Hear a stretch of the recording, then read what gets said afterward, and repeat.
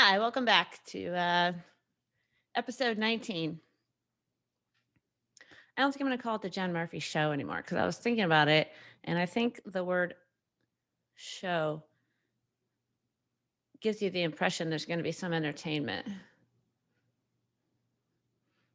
I'm not sure that's what's happening here. So I was thinking maybe it should just be Sunday night with Jen alone in her apartment, uh, recalling all the emotions of the week. It took me a long time to hit record on this one because I just was like, I don't want to do it. I don't want to do it.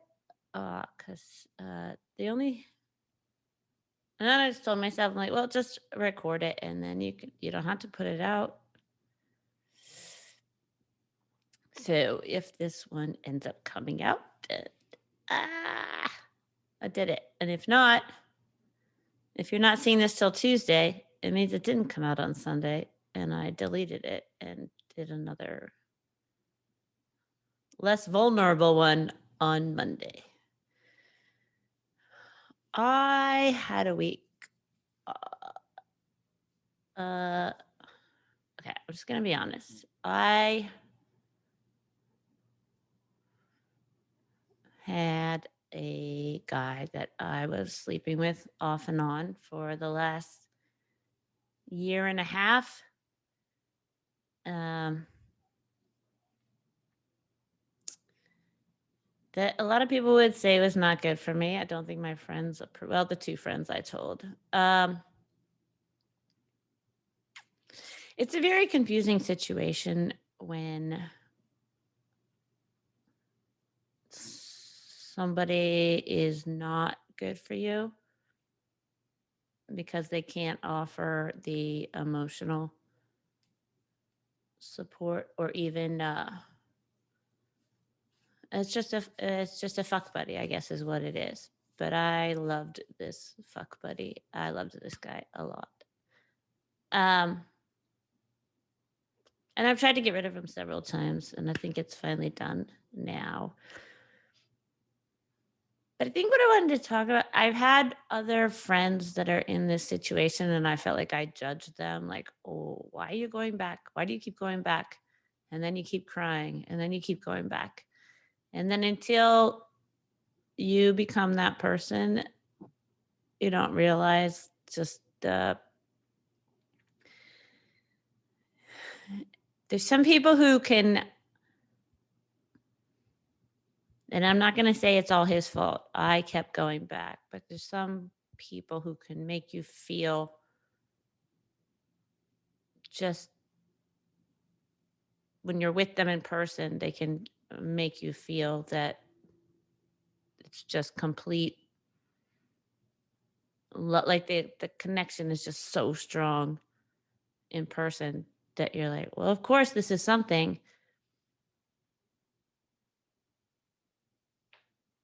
But then they leave, and then it's like, well, maybe it's not something because I'm thinking about them. But okay, I'm not going to do this one. This is stupid. Oh, God, I want to hit stop so bad. Okay, I'm going to try and power through it, and I still might hit delete and redo it.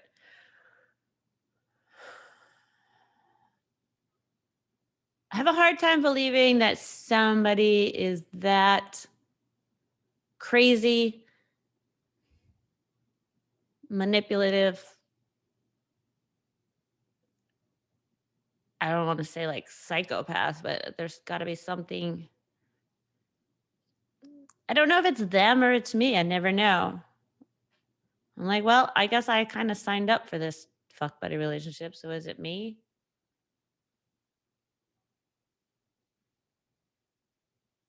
thinking this person is manipulating me, or I'm just not a good fuck buddy. I'm just not somebody who can have sex once a month and then not really talk the rest of the time. I think I'm not a fuck buddy. I don't know why I try and put myself into that category as if I'm able to have casual sex when I'm clearly not. But then I just keep doing it over and over. Like, no, I'm good. I could be that person. I'm like, but I'm not. And I don't know if it's just I guess it's just a defense mechanism.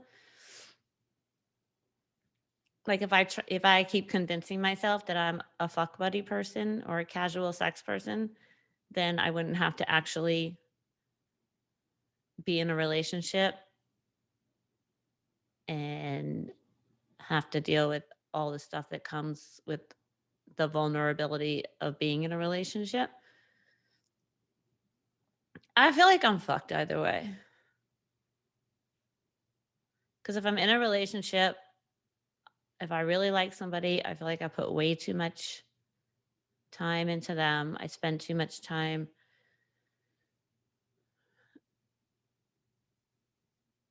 feeling like I have to be the person they want me to be or I don't know. Either way, I am just obsessed too much about either one. It's either I have casual sex and then I don't obsess about all of them. It's only if the sex is like really, really good that I'm like, but don't you like me? Shouldn't you be texting me every day?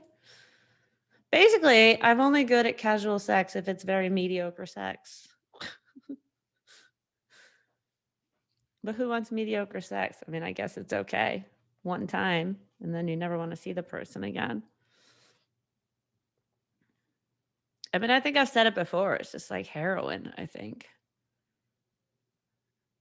Anytime you really get sex with somebody and then you're just kind of searching for that high again. Because sex feels so good in the moment, but it's fleeting. It doesn't stay with you. I mean, I think it stays with you for a couple hours, maybe into the next day. If you have really good sex, probably high the next day still, but that's about it. It's not an actual feeling you can like hold on to.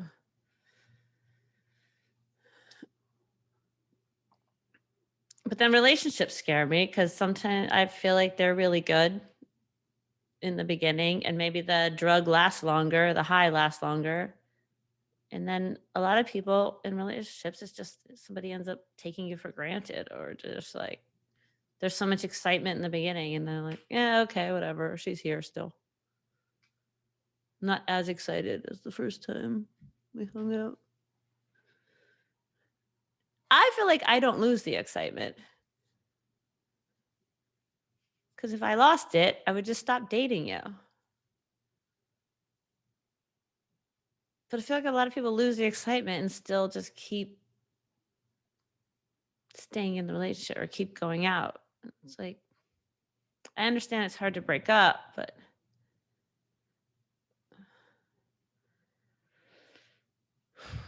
I don't know. I'm just so torn. I sometimes feel like I just don't know what's real or what maybe my brain is romanticizing. Like maybe I think this past fuck buddy was, maybe I only think I'm in love with him because I could only see him once a month and the sex was great. I don't really know the guy. I mean, I know him because it's been a year and a half, but I don't know him. I couldn't tell you a lot of stuff about him. And that's the one thing that really freaks me out a lot is I know the person I'm with in person. I know the other person that my friends perceive to be an asshole. And I feel like I don't know the truth. It's like, how could you know somebody for a year and a half and still not know whether they're a nice person or an asshole? Like, I still don't know. I'm like, it could go either way. I really don't know what he is. I don't understand knowing somebody that long and not knowing. I feel like there's people I meet and within a week. So I don't know if that's a sign that he's psychopath or I'm crazy. I have no fucking idea. This episode is confusing.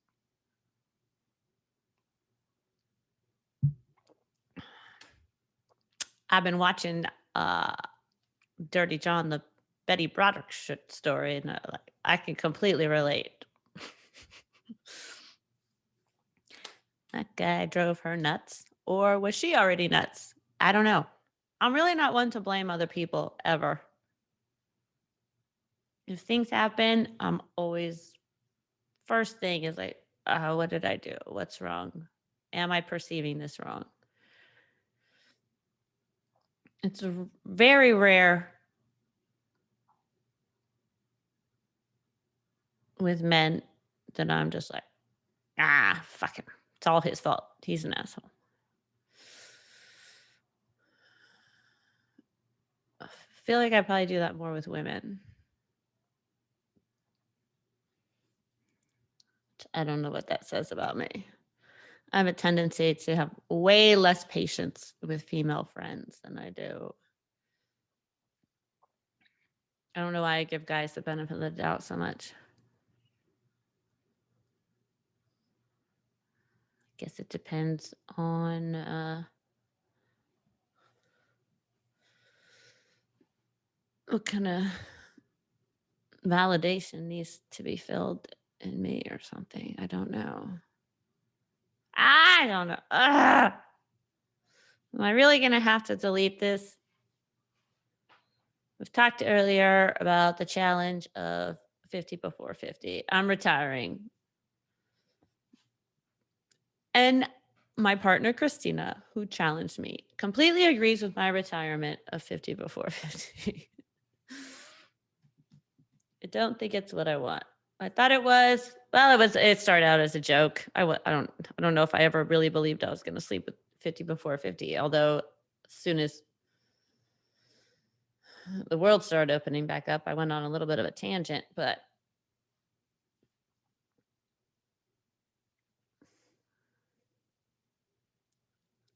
I think I'm only going to keep doing myself harm if I keep trying to convince myself that I'm the girl who, you know, has some drinks and hits on a man and takes him back, one night stand. I also really don't want a serious relationship. Maybe I do. I don't know. I want the serious relationship without having to spend every day with somebody. I need a lot of alone time. I need a long distance relationship, probably. Or somebody who's very busy and works a lot, which I think that's what this past week, I had such a meltdown because I was like, I wouldn't be obsessing this much if I was just really busy. And then I started feeling like shit about my career and the fact that I have so much time on my hands. Because I'm like, if I was just extremely busy, just working all day, and then all of a sudden it hits like 9 p.m., you're like, oh shit. I forgot I got these text messages from people. It's too much time on my hands. Maybe I need to change careers. I need to be extremely busy. So I'm not focusing on people who are clearly not focusing on me.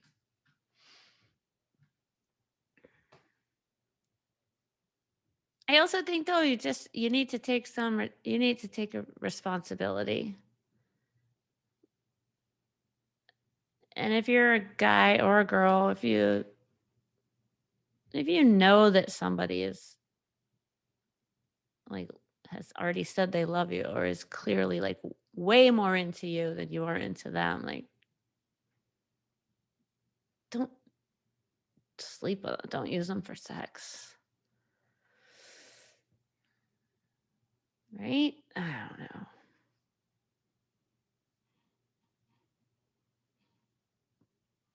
I don't know. I'm supposed to go out with a guy tomorrow night, or if you're listening to this on Monday, tonight. So we'll see. a very nice person who isn't just trying to be a fuck buddy.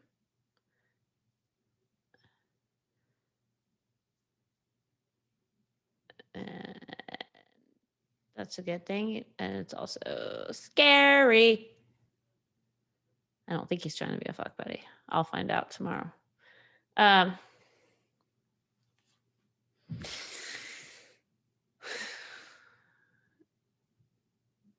will say,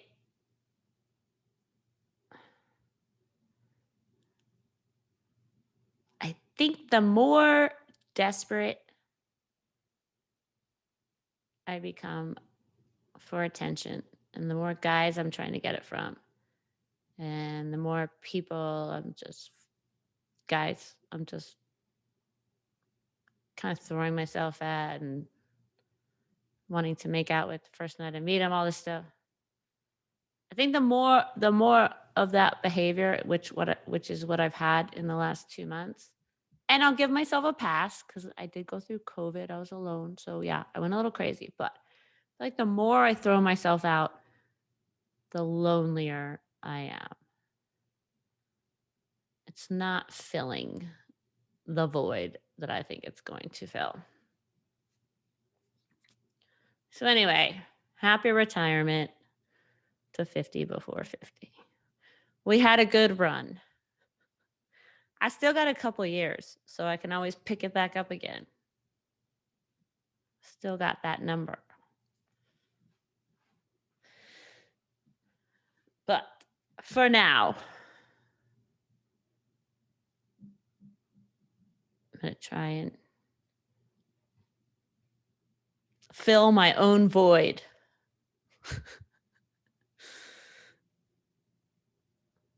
That sounds like the name of a porn.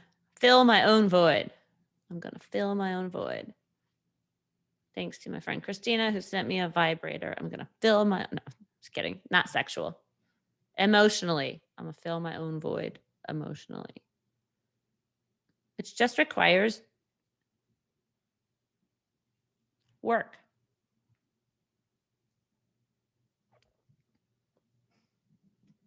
It's only when I have no work to do, when I'm not working towards my career or doing, going to visit family. It's isolation. Isolation creates neediness and a desperate need for acceptance, needing some text messages, needing this fucking shit all the time. I will say one good thing. I've done a couple shows this week, and we are back to spitting in each other's mouths. I've had a lot of close talkers the last week. I was like, well, I guess we're back.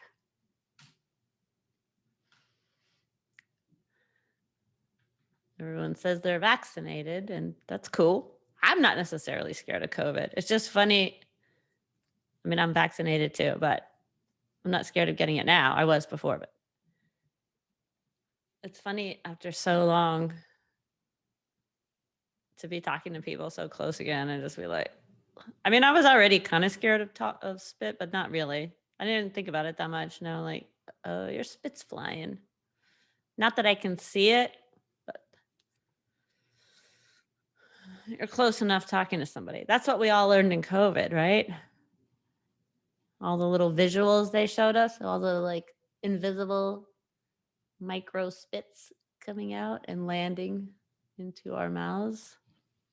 So I basically made out with about 7 people this week, I guess, to the equivalent. Not really lips touching, but, just through talk. I'd say it was probably 5 guys, 2 girls. So I'm bisexual now. Got a lot of spit in me. Feeling pretty good. Maybe it's like protein. Maybe we need other people's germs to survive. I don't know. I know I had it on my to-do list to paint my toes, and I did that. It's a big thing. Sometimes you got to write yourself a note to paint your toes.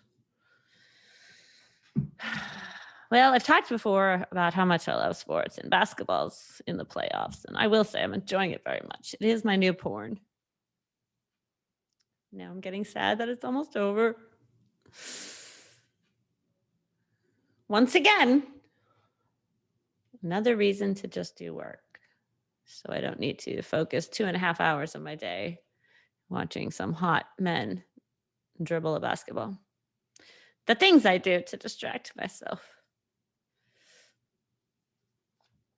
All right. This isn't a very long podcast. I feel like the beginning was weird, but it's always weird when I'm trying to be really honest. Not trying, I am being very honest. But then I feel like I don't have the vocabulary to express what I'm trying to say. And then I end up giving up on myself because I'm like, I don't know how to express this in words.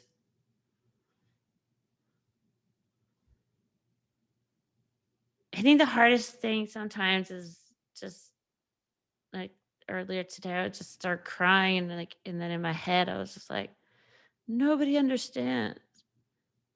And then at the same time, I was like, of course, there's a ton of people who understand.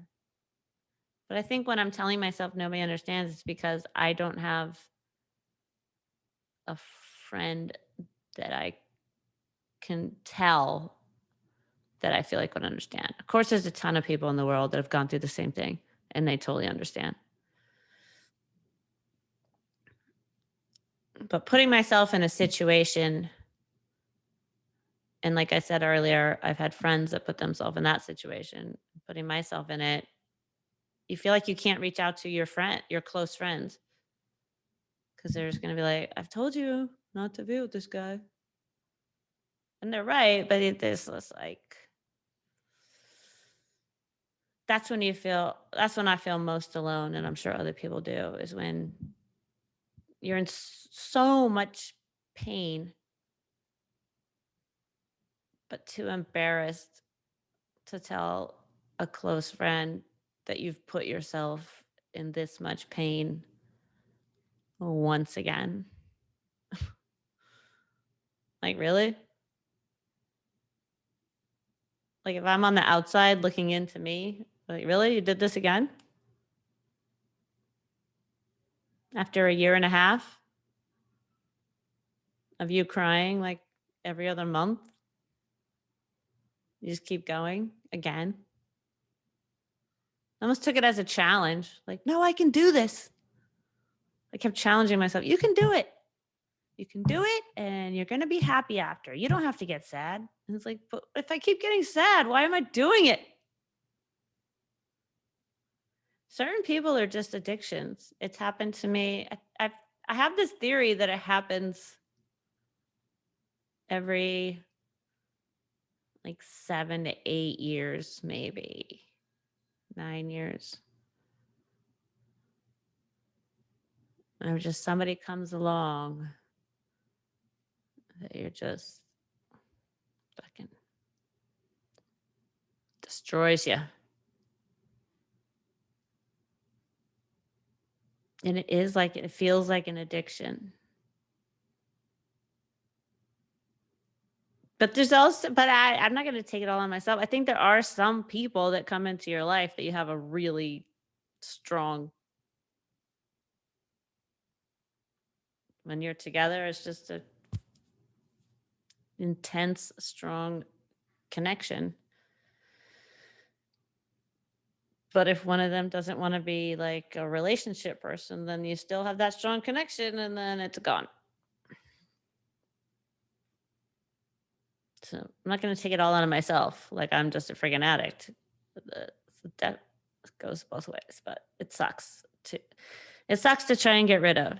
And that's what I'm doing. I'm getting rid of it. And I've just told myself it's okay to mourn. It's like a death. I was in the shower earlier and I started crying. I'm like, it's okay. Because if you try and fight it and be like, don't be sad, it's like, no, be sad. Mourn the passing of your fuck buddy.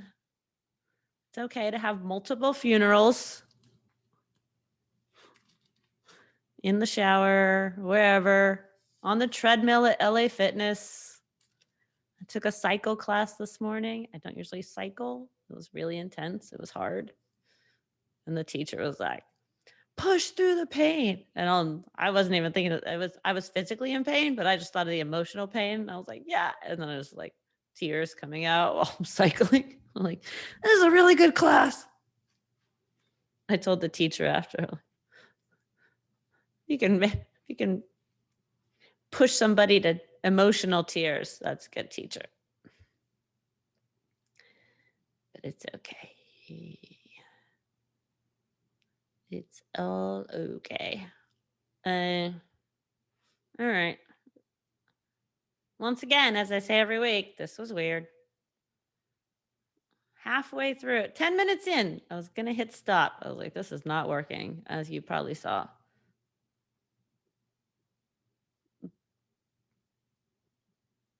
But I feel like that's kind of become my brand. This is not working. That should be the new name. I want to change the name of this, and I don't know if it's too late or if that will disrupt the people that are getting it every week if the name was changed. 'Cause like I said, I don't know. Jen Murphy's show sounds so dumb. I was just lazy in the beginning and I couldn't think of a name. And I mean, I shouldn't say I even couldn't think of a name. I didn't even try that hard to think of a name.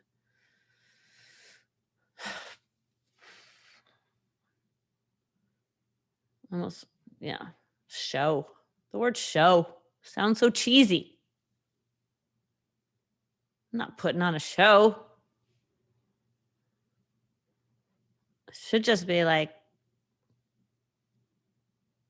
mentally crippled with Jen Murphy. All right. Well, this has been an adventure. I'm going to go back and see what happens to Betty Broderick. Because you know what? I think she's doing worse than me. So that doesn't make me feel better. I'm joking. Thanks to everybody that watches. Thank you for your comments on YouTube. Thank you for the people that have reached out to me personally. You guys are awesome. I really appreciate it. And I will see you next week. Bye.